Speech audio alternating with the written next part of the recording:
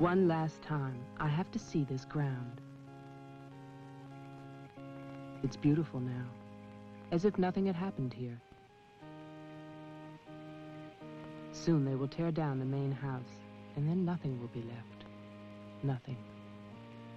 Except what I remember. I grew up in the town nearby, where my father was the mayor, and where this house stood, waiting for me. It was built by Wilfred Butler. We had never seen him, and he never lived at home. Until the day before Christmas in 1950, he finally did come back. For the last time.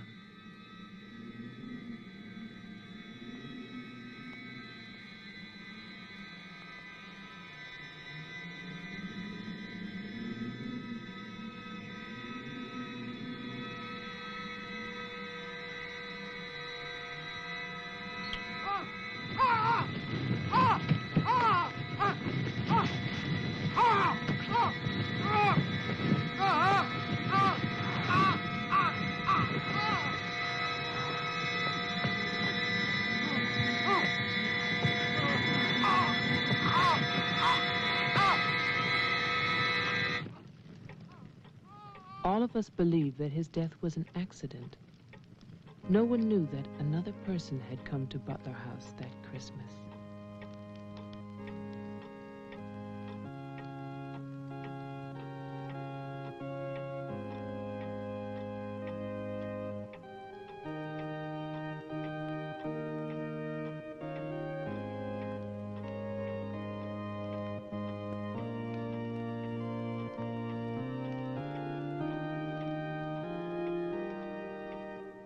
As Deputy Coroner of the County of Arlington, State of Massachusetts, I hereby find, upon evidence of an autopsy conducted by the medical examiner of this county, that the deceased, Wilfred Butler, died as a result of burns inflicted accidentally upon himself on his own premises during the afternoon of December 24th, 1950.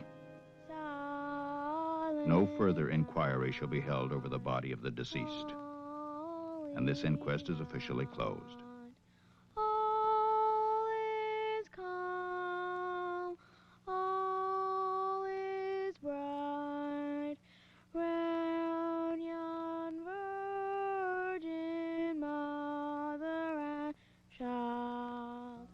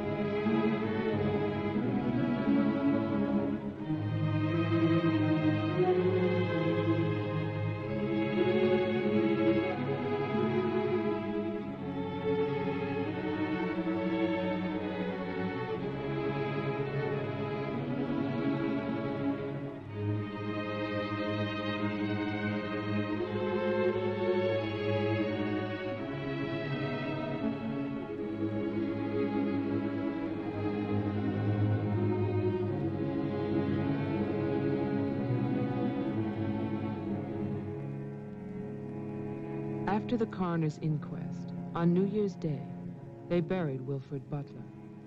There was no one there to mourn him. It was the funeral of a stranger.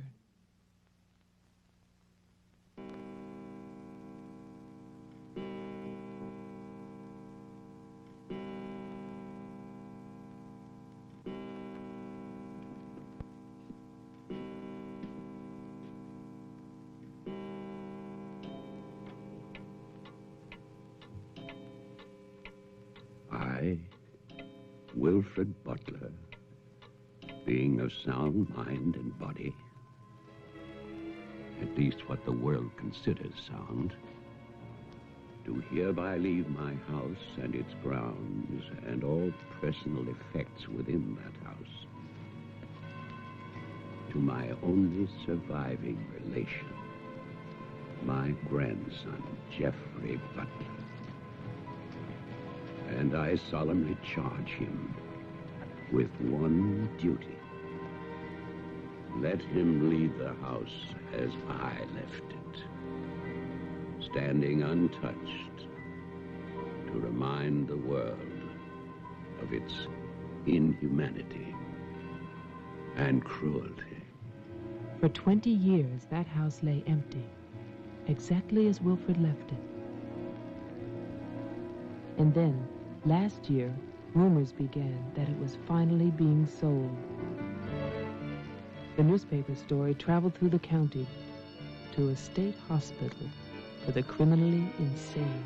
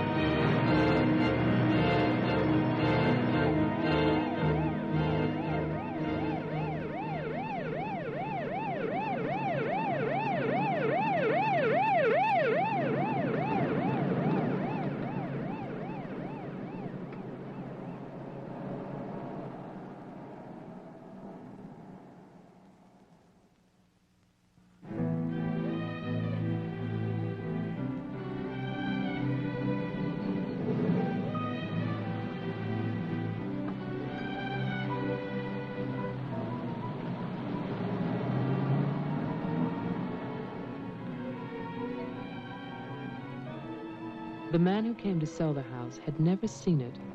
He was a lawyer from the city, just doing a job and enjoying it.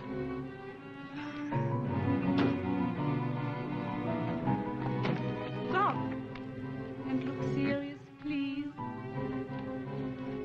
Oh, you're hopeless. Oh, look. Hey, wait, where you going now? The mayor's gonna have a fit, kid. One more shot. Come on. Stay there. I want one together. And smile.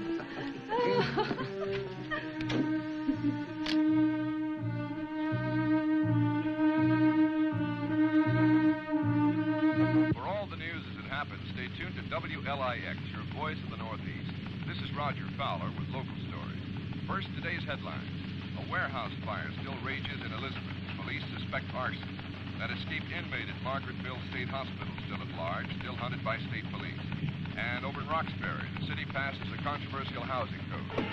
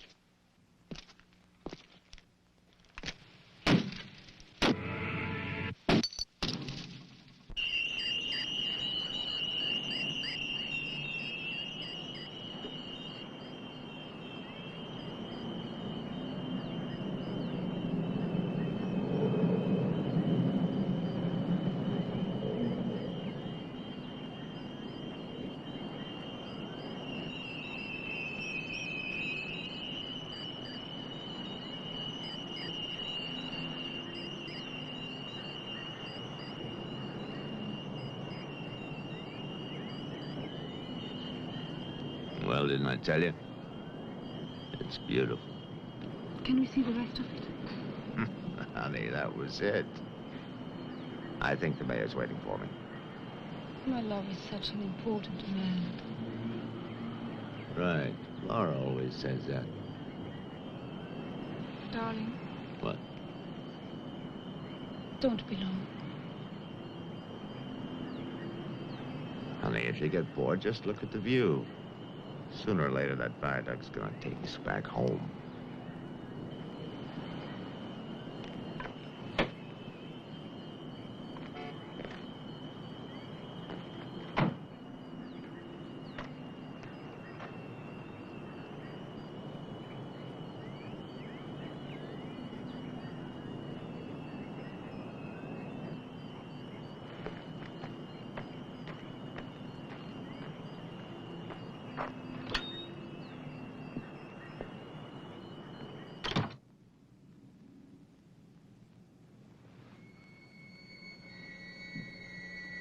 Mr. Carter. Mr. Mayor.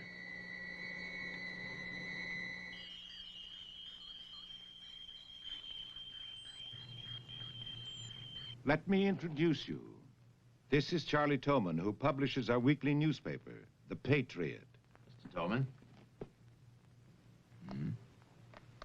And this is Tess Howard. How do you do? She operates our switchboard. Oh, really? We call her the communications director. And this is Bill Mason, Mason. our sheriff.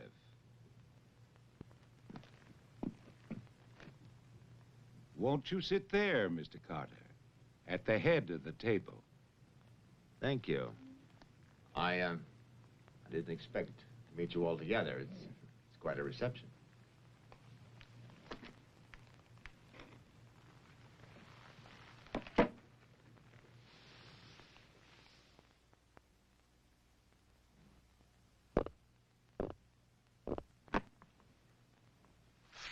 All right, let's begin. As you know, I've been retained by Jeffrey Butler. The matter concerns the house that he inherited from his grandfather, Wilfred Butler. Go on, Mr. Carter. I believe that you offered to buy the house for my client. Offered. We begged him. We wrote letters and That's we... enough, Tess. Well, it's true. Trouble. There's always trouble. I can sympathize. I spent the last 20 years and more driving people away from there. Prowlers, burglars, kids, they're the worst. Chasing for nothing because of that will. That drivel about humanity. No, no, no. Inhumanity. What the hell is that, huh?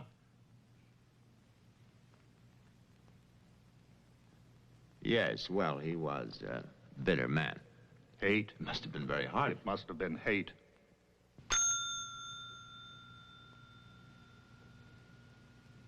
That man hated. Well, some people are like that.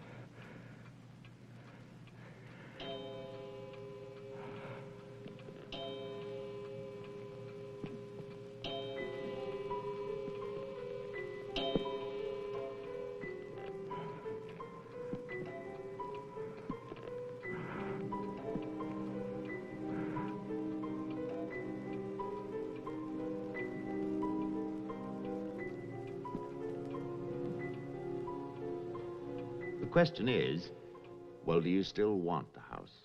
Are you offering it to us, Mr. Carter? Exactly.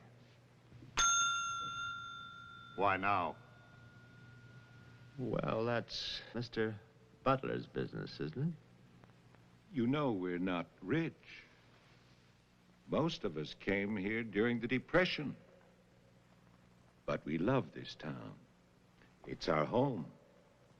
And naturally, you want to improve it. Exactly.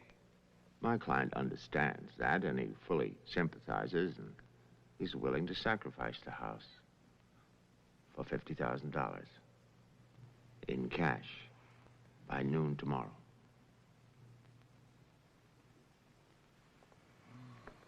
That's an awful lot of cash.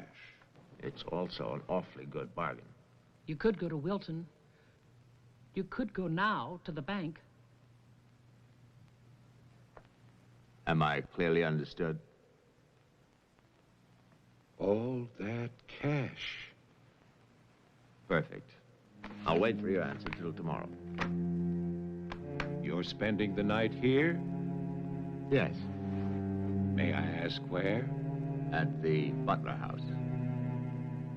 We could put you up at the motel as our guest. No, the house is fine. The Paradise Motel.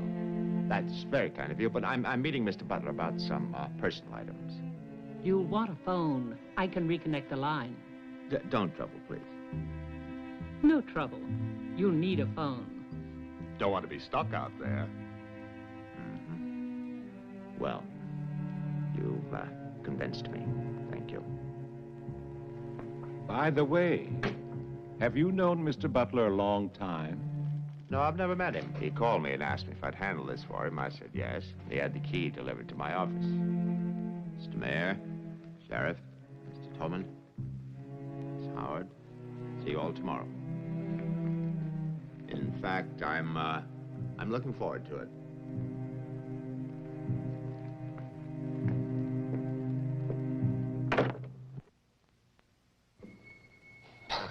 Slick, really slick.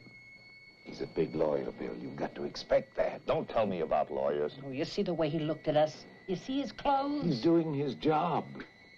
Just don't tell me about lawyers. You know what I'd like to see? Two of them like that one talking to each other. Neither one of them would know what to believe. I love you, too. Honey, when I get home, I'm going to have a nice surprise for you. No, I can't tell you what it is now. It wouldn't be a surprise, now would it? No, I can't come home now, but it'll be very soon. Very soon. Honey, of course I miss you. Yes, I miss Mommy, too. Laura, how are you, kid?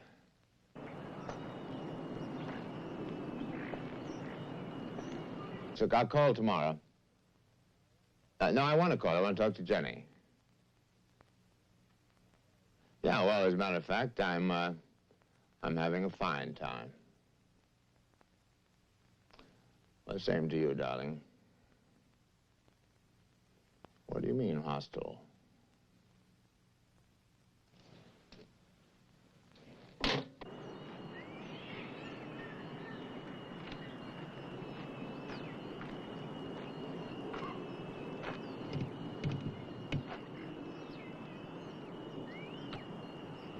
I was wondering, if we get it, what then? Tear it down. Okay. I'd better get going. Do me a favor, Tess. Call Diane, tell her I'm going to Wilton, and I'll be back late.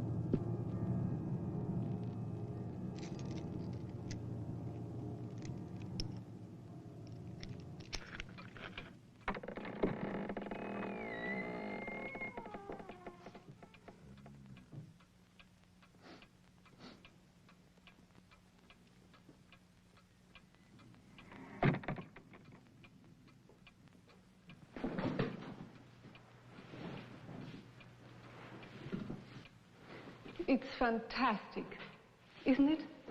Yeah. Butler wasn't kidding. Nobody's lived here for years. That would be such a waste. It's his grandfather's monument.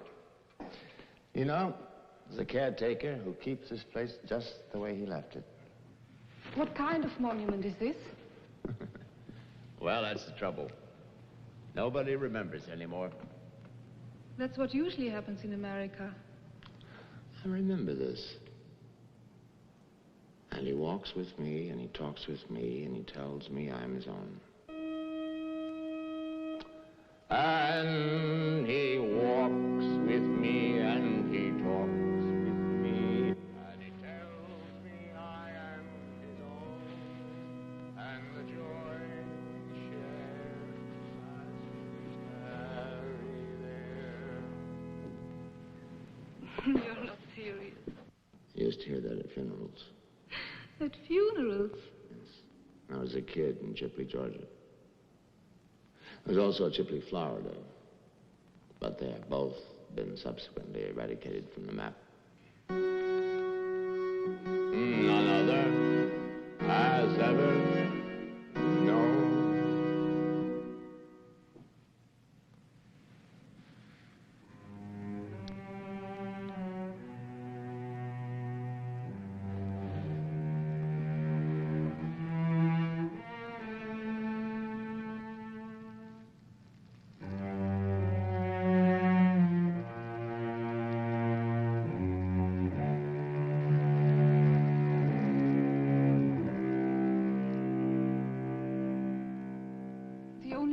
Was a delicatessen, so I brought you pastrami, salami, potato salad, macaroni, everything you like. I'll have bologna and macaroni. No, some of that potato salad. Did you pick the wine, too? The delicatessen man took a personal interest in its selection. Oh, well, we got lucky again. That's early 1970. That's hard to come by. Can I have some, too? Of course you may.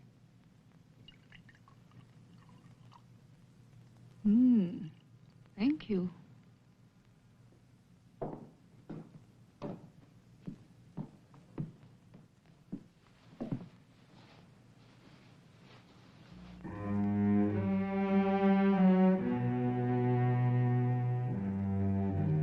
It must have been wonderful. What?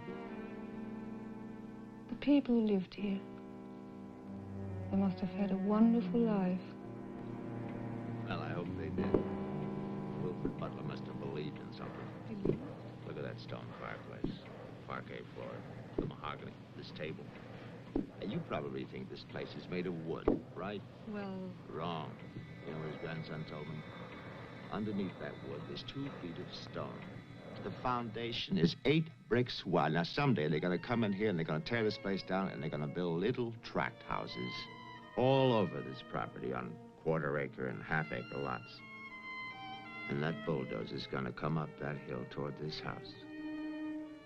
And it's going to get the surprise of its life. They built a kingdom out here. Only nobody's left. No? Butler has a grandson. No. He's probably like the rest of us, wants money. You know, he's asking $50,000 cash for this place, and if the only way he can get at least $250,000. But he won't take his time. So he'll get screwed.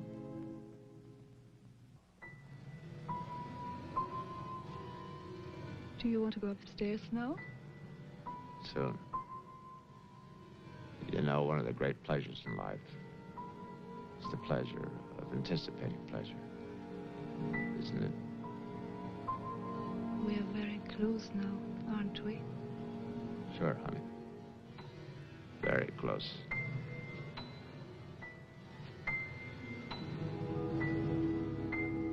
I don't see any beds yet.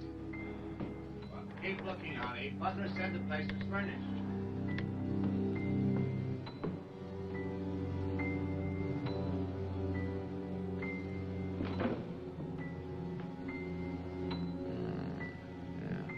It's furnished.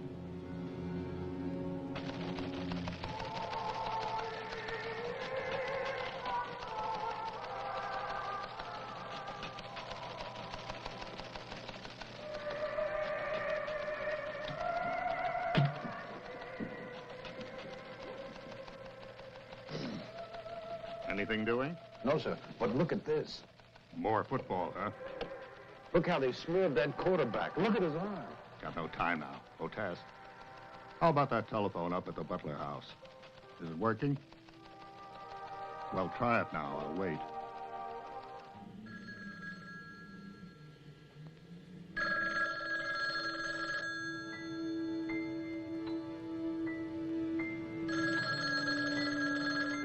Hello? Oh, yes, Miss Howard. Yeah, the phone's working fine. Very nice of you to call. Thank you. Good night. Honey, I'm going down to the car to get some cigarettes. Be back in a minute. Okay. Don't get lonely. No, no.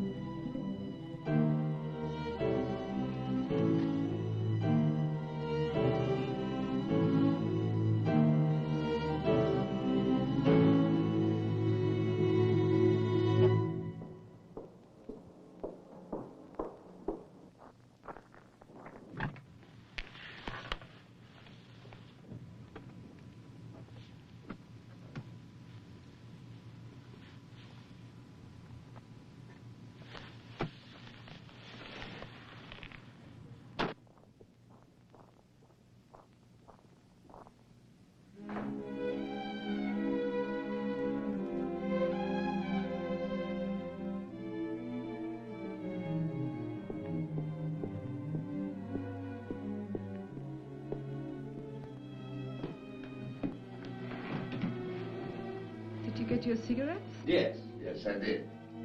May I have one? Sure. You know, it's the most amazing things. These cigarettes come in these very small packages these days. Oh, that's for me? Mm-hmm. Can I open it? Oh, no. Our Christmas is day after tomorrow. Is that an order? Yes, ma'am, that's an order.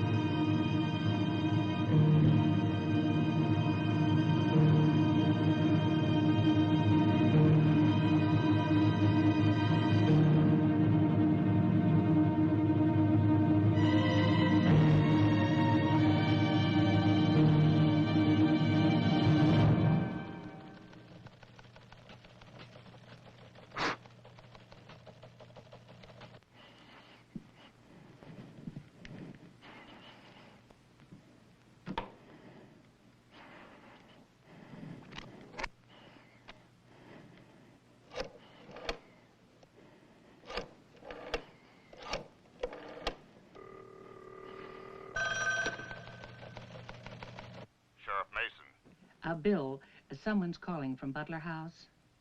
Okay, put him on. Go ahead now. Mr. Carter? I'm not Carter. Who is this? The owner. Butler. I'm worried, Sheriff. Carter's not here. Speak up, I can't hear you. I can't. I'm sick. Can you come here? What is it? What's wrong? His car's here, but he's gone. Won't you come? Okay, okay. Now you stay put in that house. I'll wait for you. Please, hurry. I'm afraid. Now take it easy. I'm coming.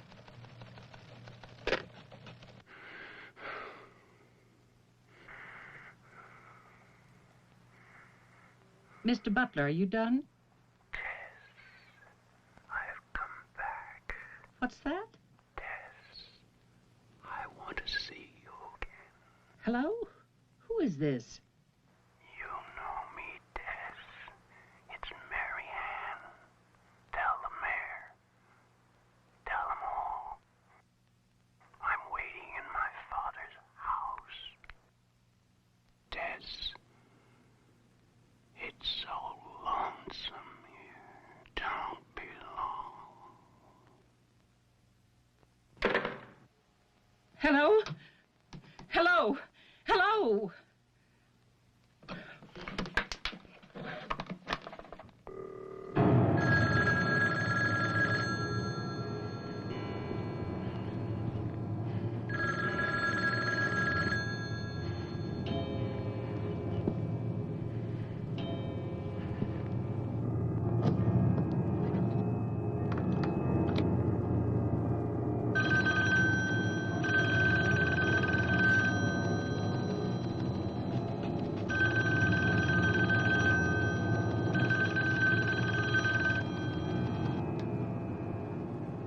Oh, my God, where is everybody?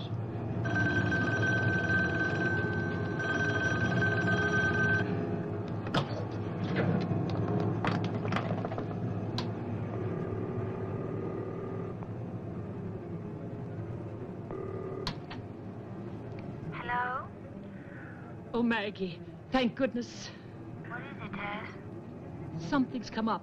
Something urgent. Can you start early? Oh, honey, I'm watching TV.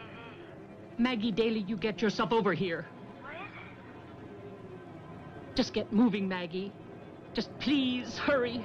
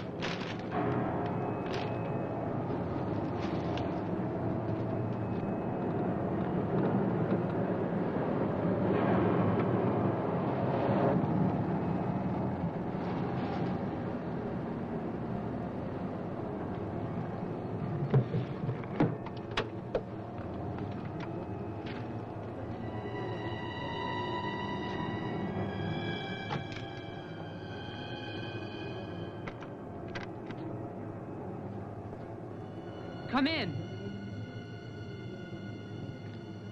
It's open. Okay, mister, that's far enough. What do you want here? Mayor, Try again. My father's not home. And don't move. you want me to put my hands up? No. Just stay there. What are you staring at? I seem to remember you from the road. That's why I'm holding a gun. You scare me. That makes sense. Thanks. Does everybody carry one here? You can ask the sheriff when he gets here. I'll call him. I'm sorry to disappoint you, but the sheriff's office is empty. How do you know? I was just there. Who are you? Jeffrey Butler. Oh, you're the one who's selling the house. Yes. Have you any ID? Come on. Don't laugh at me. I want your ID. Some maniac escaped from Margaretville.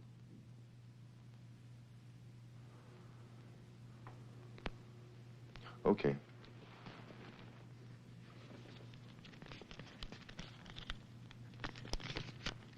Put it on the table.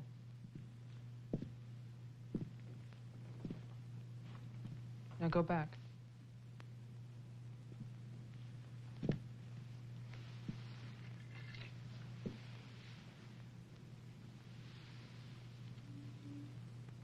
California license. Lucky you.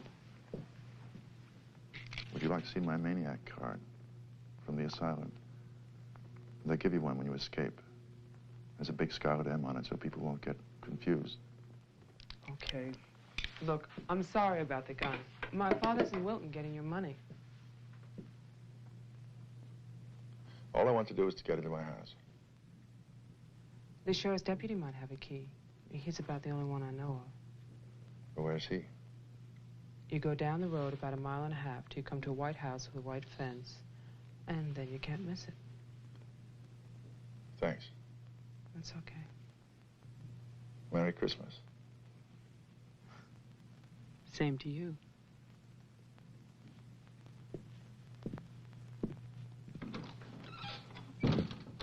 If I don't call back in an hour... What? Call the mayor or Mr. Tone and nobody else. Promise me you'll do that. Well, sure. Mark it down, honey, so you'll have it. Sheriff at 301. I'm heading west on Route 5 to Butler House. You'll hear from me.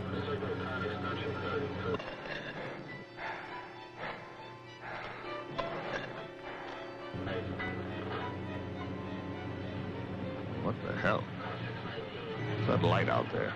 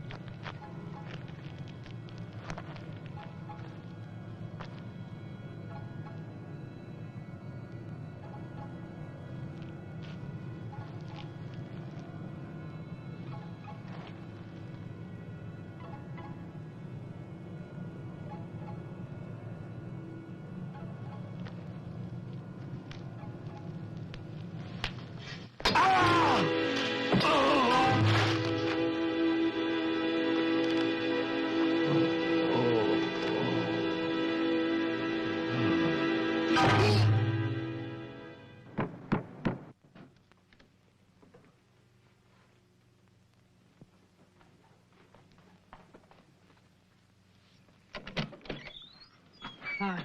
Hi. Did you find the deputy? No, I wasn't there. Oh. I was thinking, isn't your lawyer supposed to be at the house? The door was locked. His car was there, so I borrowed it. You mean you stole a car? Yeah. Keeping it warm. What if he needs it? Let him find me. Who's coming to dinner? Oh, Daddy. We always have dinner every Thursday. Do you want something? No, I ate Paradise Motel. Yeah, I know. It's awful. What about a drink? Yeah. It's cheap bourbon, but that's a big favorite around here. Do you want ice? No, straight. You look tired. I am tired. Well, here's to a fast dollar. Cheers.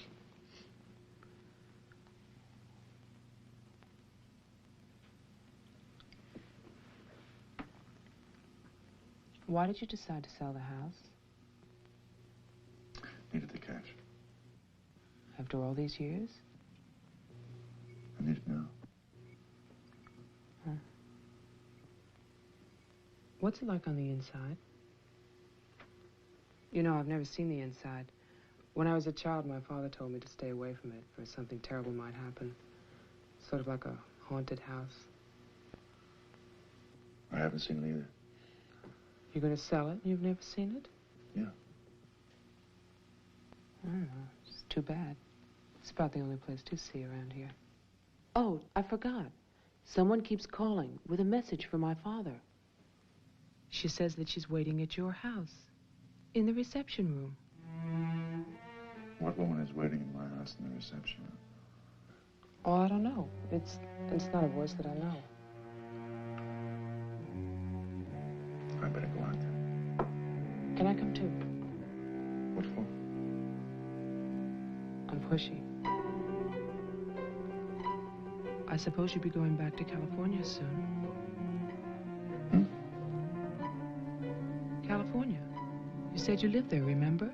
No, I'll be traveling. Jeff, look. It's the sheriff's car.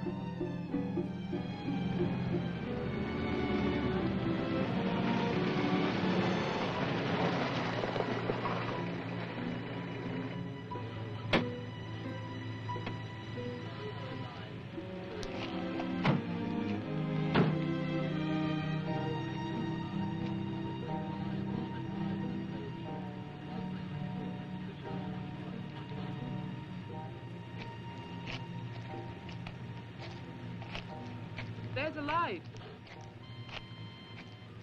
Look at that tombstone. Pretty cheerful. Who bears the cross shall wear the crown. Wilfred Butler. My grandfather. Oh.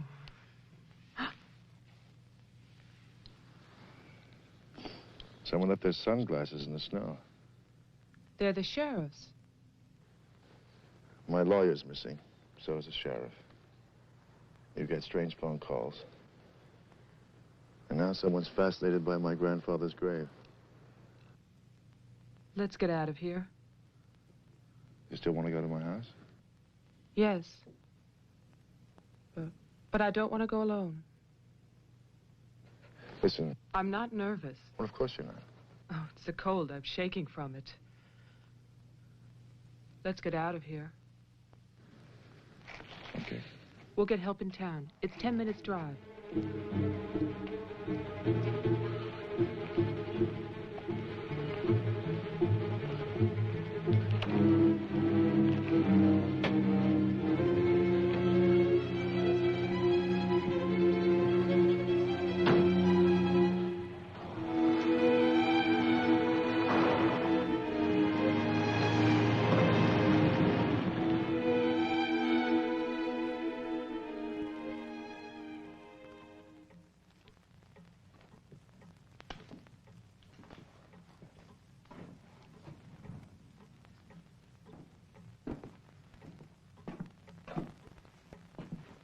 Night, Mr. Toman.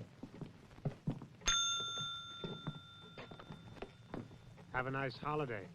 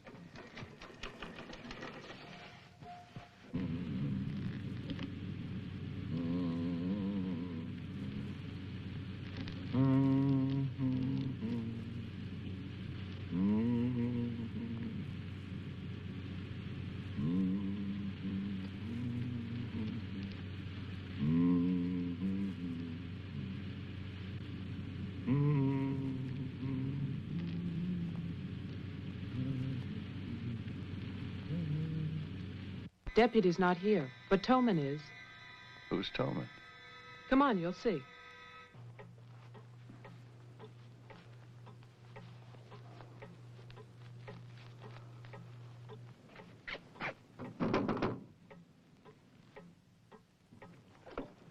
Mr. Toman, wait. No, please, I have to talk to you. I'm sorry. This is Jeffrey Butler.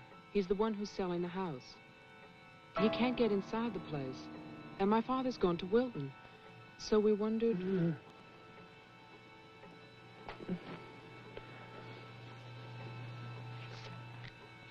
Anything wrong? He'll tell us. Tess has gone to his house. Why would she go there? I don't know. Anyway, she won't get in. You say it's locked. He says she hates the place. Would you like to drive there? Diana could stay here and lock herself in. I need a key.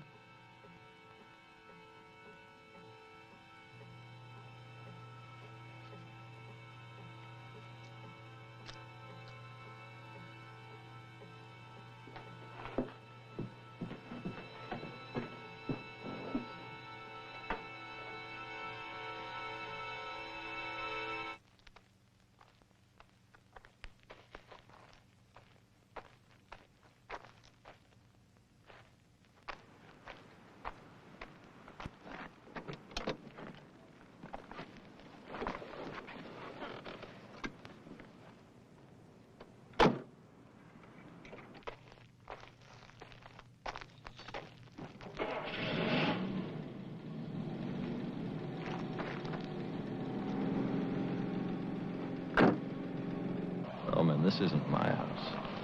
It's Tess's.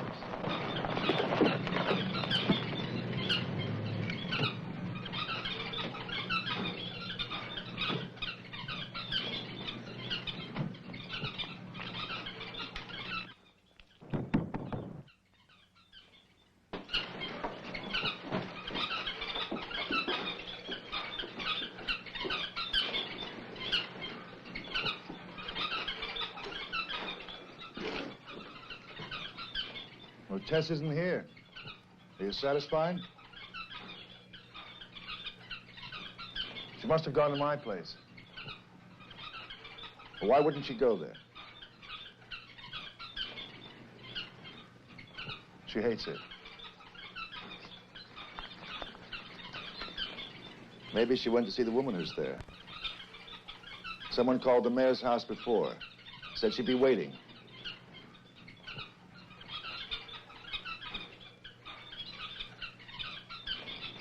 What is it?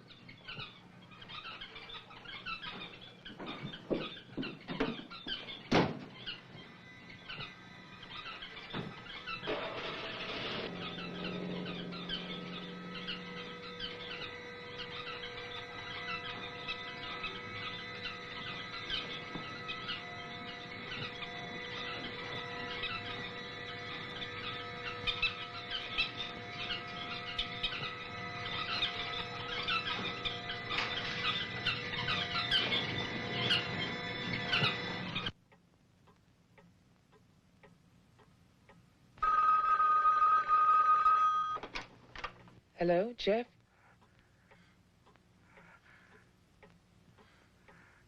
Hello? Is anybody there? Who is this? I'm Diane Adams. I spoke to you before. Bring your father to the house. This is Marianne.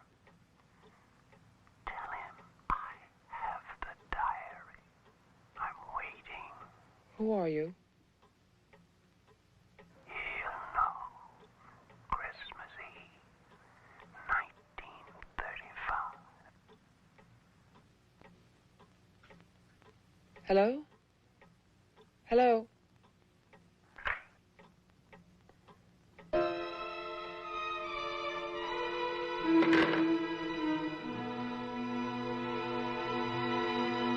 Be quiet for 704C Charlie. 704, signal 10, 704C Charlie.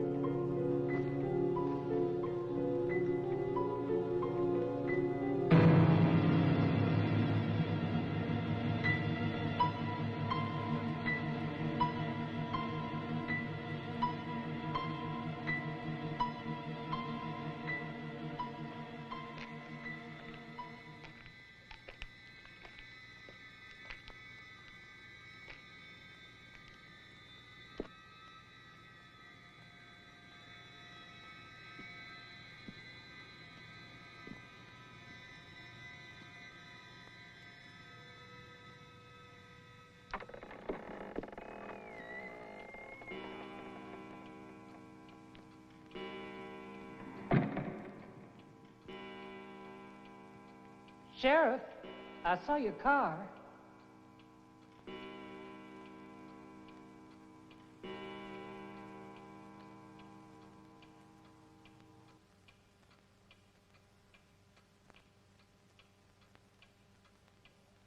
Bill? Is that you?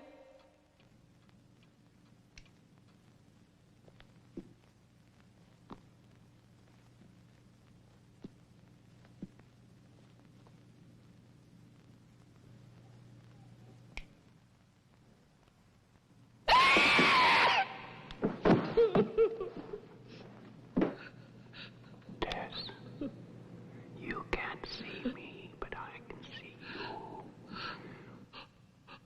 you. Oh, yes, I remember that face. You're older now. And fat. But still, Tess. And you're frightened, aren't you? Don't be afraid. I want to help you. Take my hand. Take it, Tess.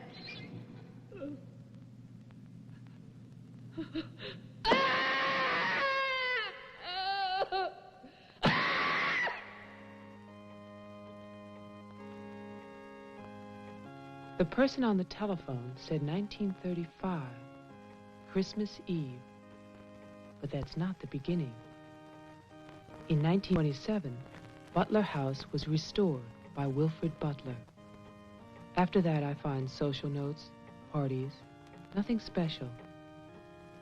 Then, in 1930, Butler's wife, Catherine, dies of tuberculosis. In August 1933, it starts.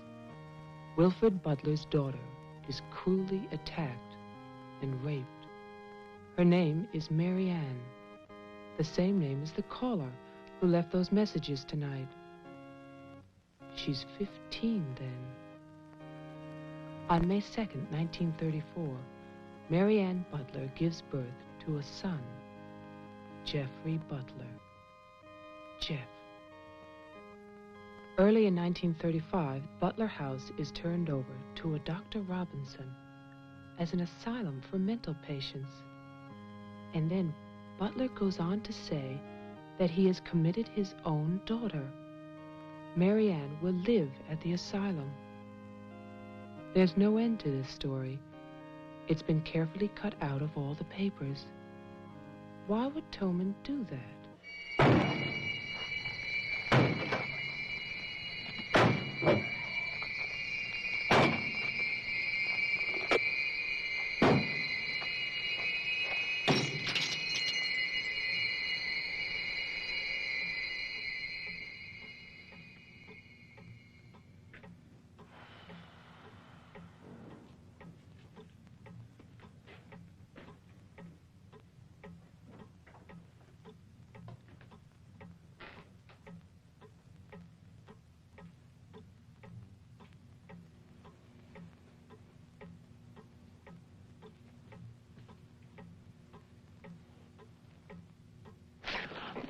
scared me.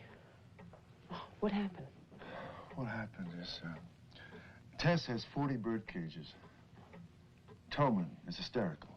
Everybody's at my house but me. It's cold outside and you forgot to lock the door. Jeff, how old are you? How old am I? You mean, how many years have I lived? No. There's a lot in the paper about your family. I don't want to talk about my family. Wait a minute. There's a woman calling, and she says her name is Mary Ann. That was your mother's name, wasn't it? My mother died in childbirth. That's when I started traveling. It's not what the papers say. What's your point? I just thought that you should read something for your own good. Nothing you could tell me about my past or future would be for my own good.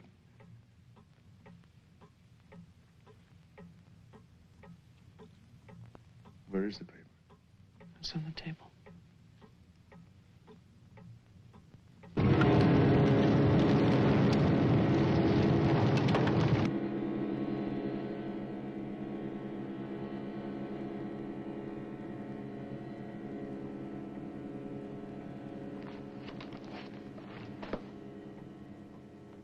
It's so stupid to lie. I missed the whole event. Jeff, maybe your mother's still alive. Maybe she's waiting for you at the house. I don't know.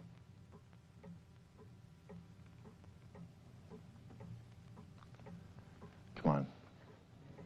No more side trips. Let's go out there.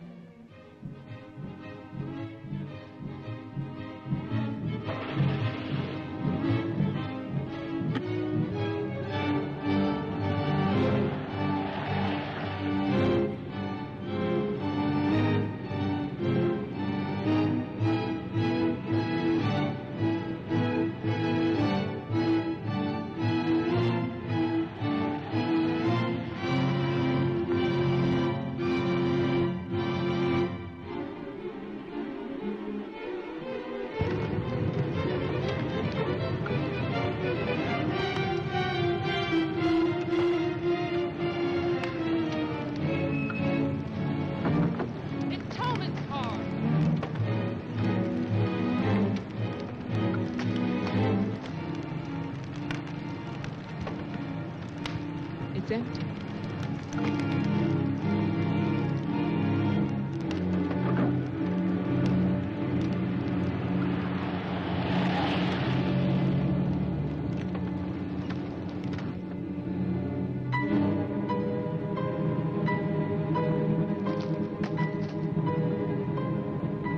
Jeff, look!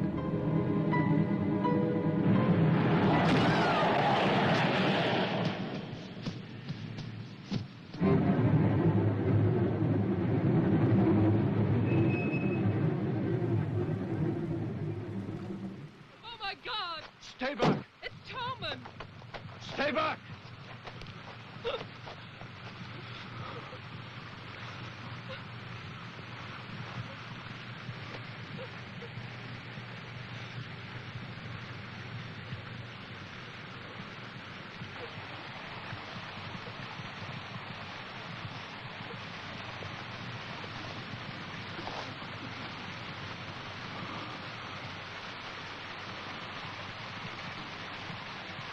He's dead.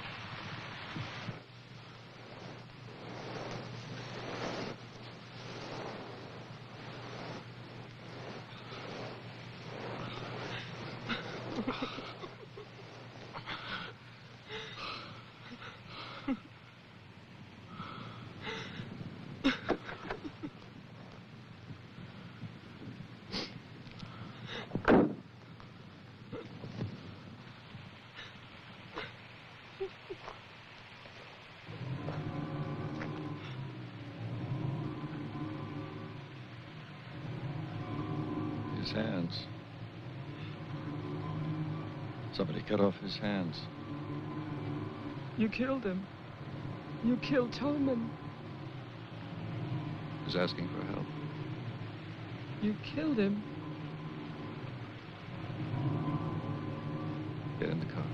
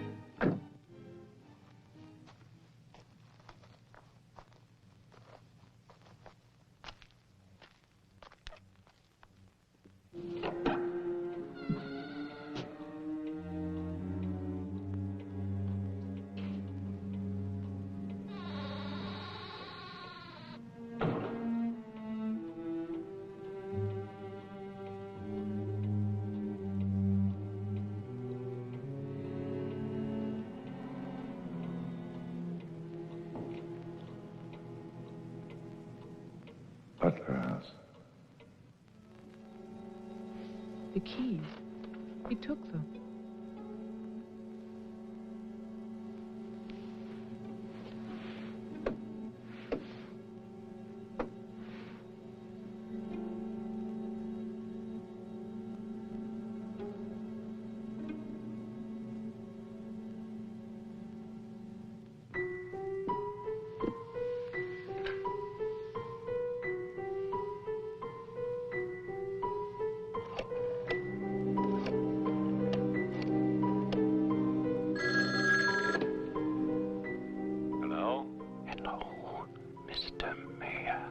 Yes, what?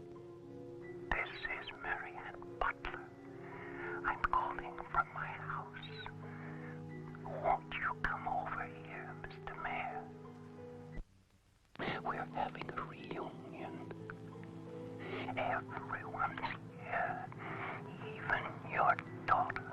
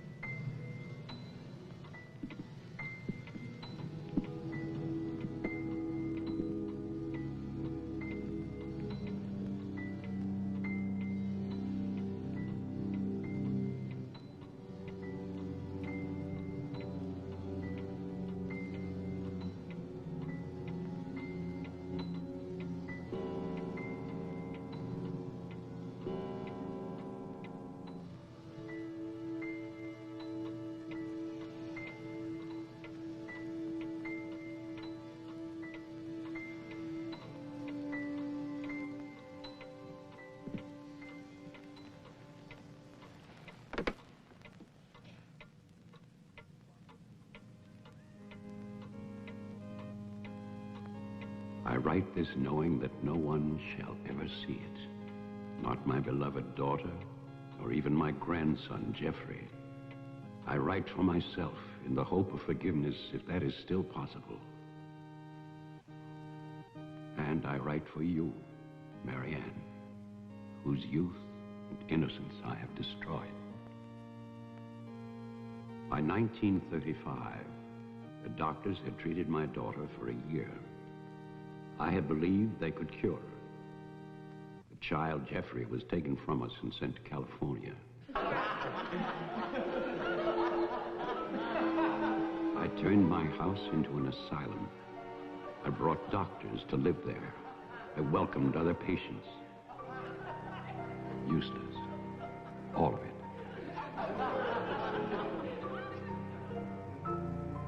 I remembered what she had been. There was never a lovelier, happier child.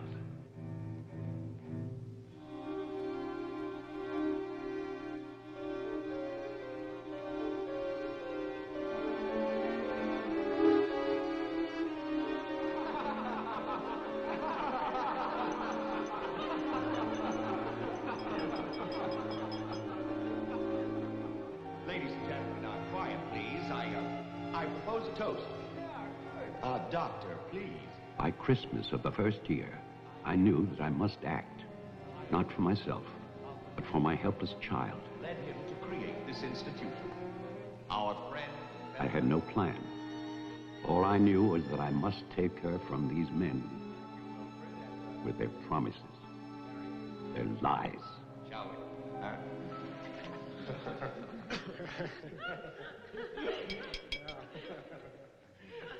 For he's a jolly good fellow, for he's a jolly good fellow, for he's a jolly good fellow, which nobody can deny, which nobody can deny, which nobody can deny, for he's a jolly good fellow, which nobody can deny. I knew that they would gorge themselves into a stupor that afternoon. It was their celebration. I expected no less. Since they had come into my house, they had acted as if they owned it. They had behaved like poor relations, half guilty, but finally unable to control their appetites.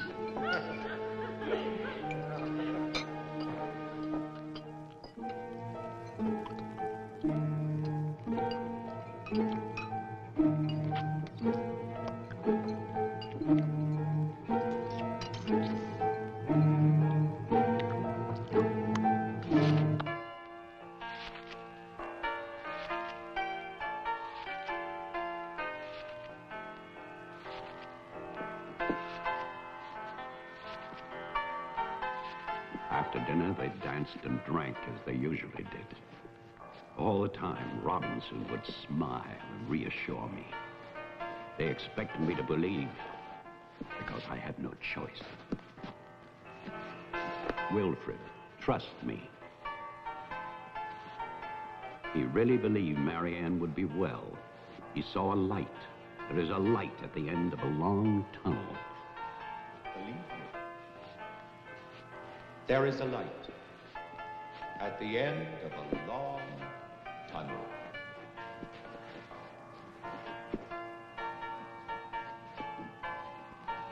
Stay here, Doctor. I'll get more champagne. He was ready. I knew it. Drunk and fat and full of his own importance. I left then.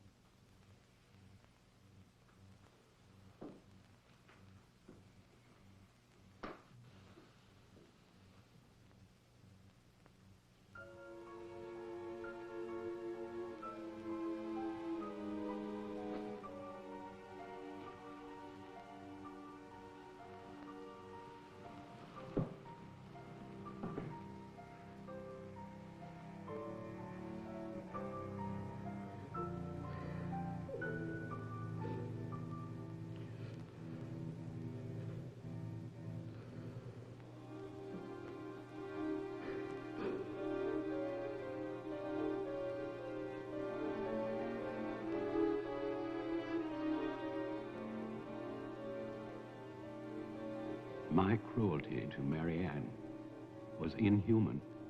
I know that. I had loved her. I had fathered our child, Jeffrey. I had brought her to this. But I swear that on that afternoon, all I wanted was to save my child.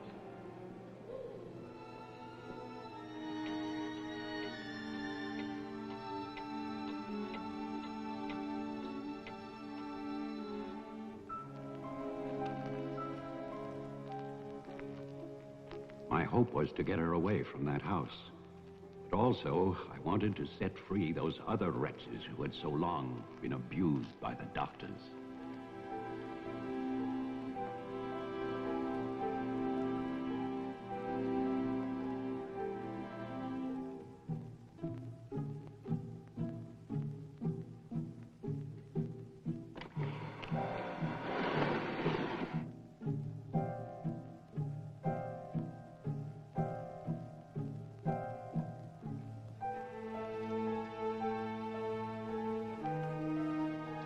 I knew what they might do if these inmates were freed.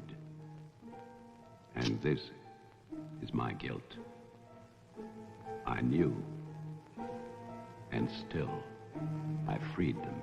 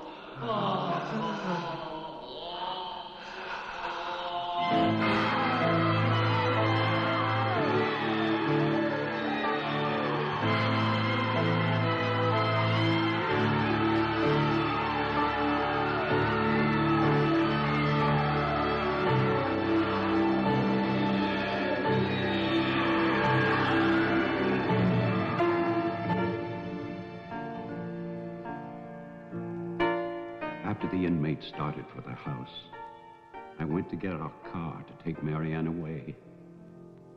I do not know exactly when she slipped away from me.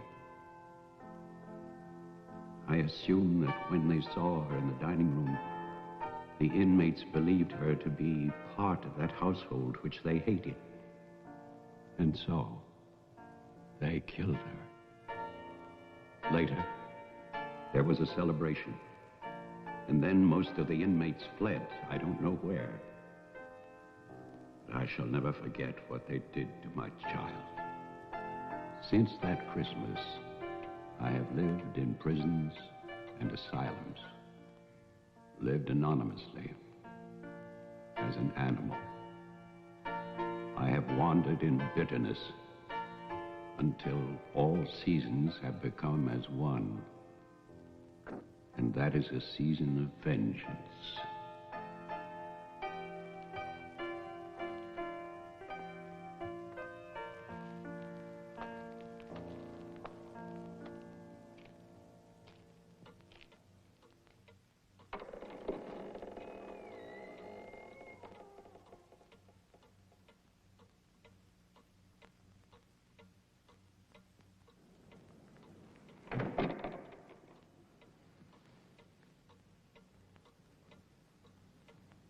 Jeff.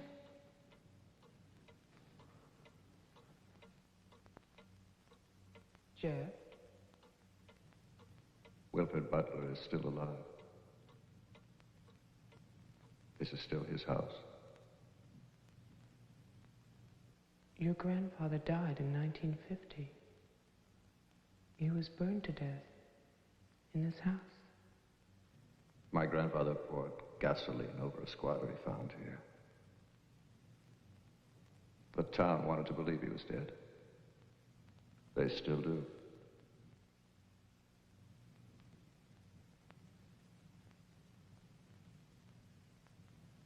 This house was an asylum. There was a massacre by the inmates.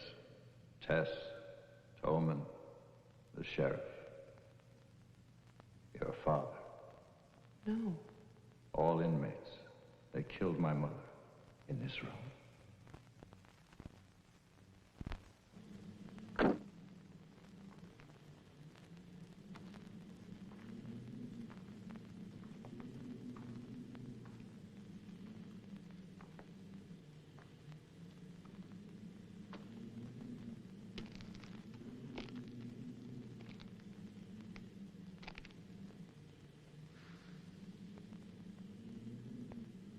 Who's that? Who's there?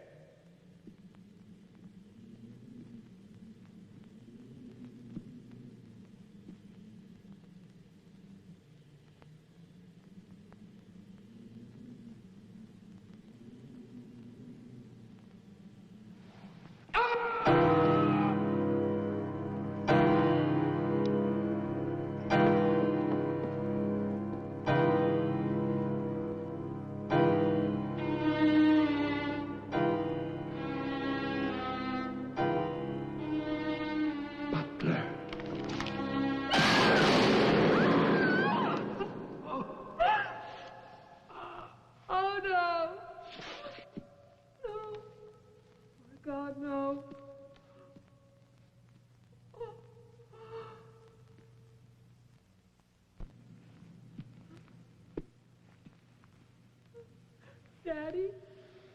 Daddy?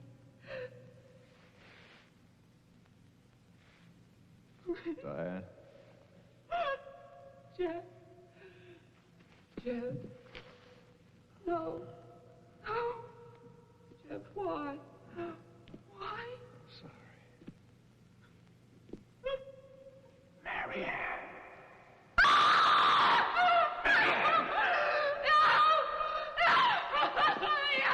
Don't run away. Don't. I'm your father. Don't be afraid. I won't hurt you. Please. It's all right. I won't hurt you. I need you. I could see you. I waited for you.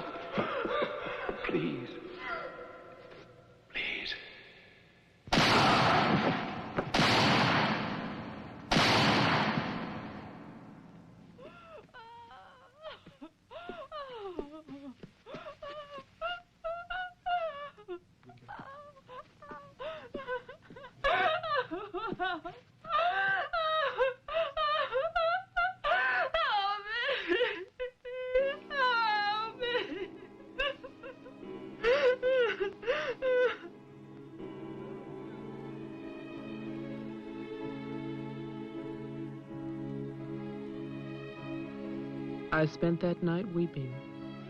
By morning, there were no more tears.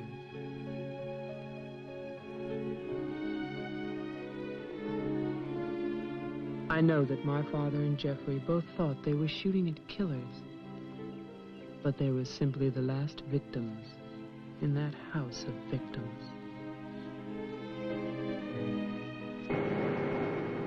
And now, a year later, they will tear down Wilfred Butler's monument.